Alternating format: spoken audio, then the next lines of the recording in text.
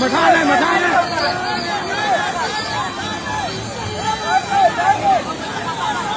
ဘာကနမနိုင်မနိုင်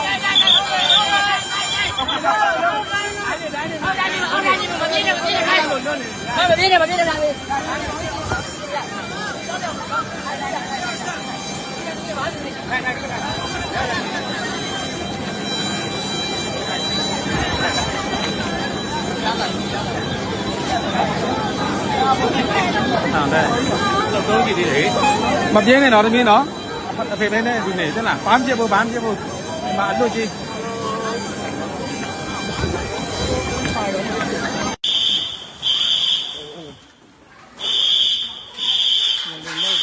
ဒီနေ့28ရက်